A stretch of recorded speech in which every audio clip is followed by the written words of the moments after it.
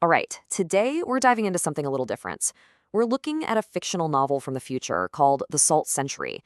Think of it as a postmortem, a case study of a slow moving climate disaster and a deep dive into how it all went so wrong. This line, right from the book's introduction, just sets the tone perfectly. The crisis it describes wasn't some shocking surprise. It didn't come from a place of ignorance.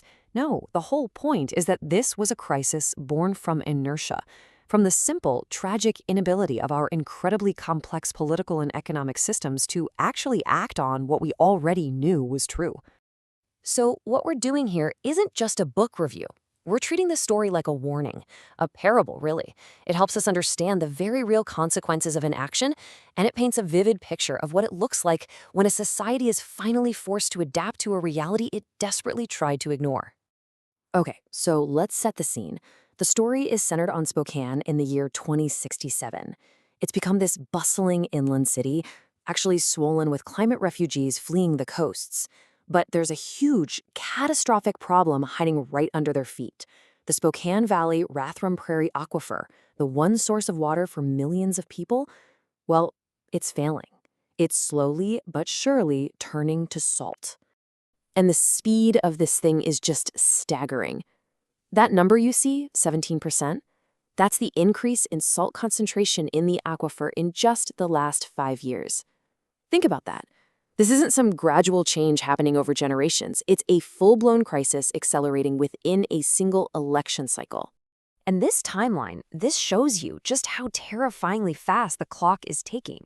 So in 2067, they officially identify the problem. But just about a year later, by the fall of 2068, the water is projected to be literally undrinkable by EPA standards. A complete system failure is right around the corner. The countdown has already begun. So you have to ask, why is this happening? One of the characters in the novel, a climate scientist named Dr. Sarah Chen, runs the numbers. And the results are, well, they're crystal clear.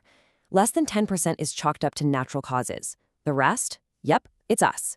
43% from climate-driven shifts in rainfall, 31% from agricultural runoff, 18% from urban development. This isn't one thing. It's the crushing weight of decades of human stress on a single vital system. This leaves the city's lead engineer, Layla Okoye, with a set of absolutely impossible choices.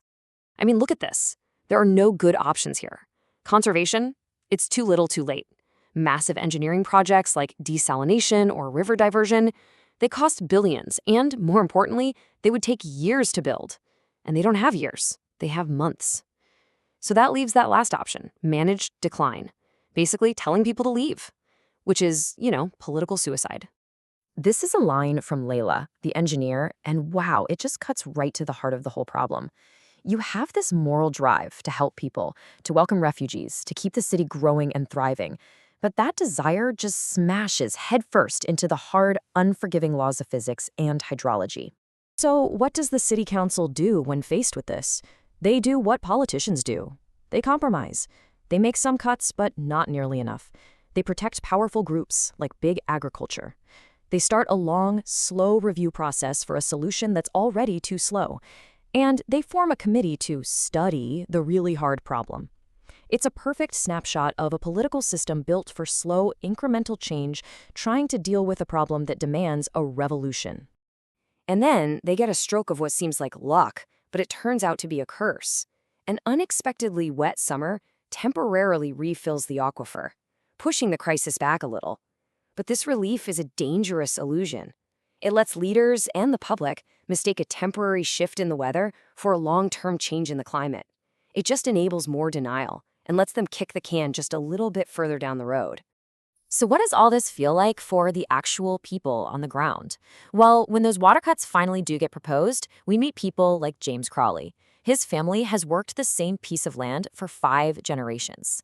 For him, a water cut isn't just an inconvenience. It's an existential threat. It's the end of his business, his family's entire legacy, and a way of life that's about to dry up. And the crisis just keeps rippling outward. We hear from a caseworker who helps climate refugees. Her job is to move people from flooded coastal cities to supposedly safe inland places like Spokane. But she has this horrifying realization that she's just shuffling people from one disaster that's already happened to another one that's happening in slow motion. Her quote just captures this feeling of total futility that defines life in the salt century.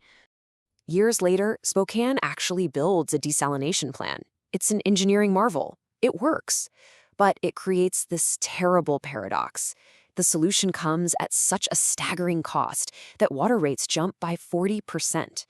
This triggers a massive wave of outmigration. The very people the plant was built to save are now forced to leave. It ends up accelerating the managed decline that everyone was so afraid of in the first place. So, fast forward to 2080. What does Spokane look like?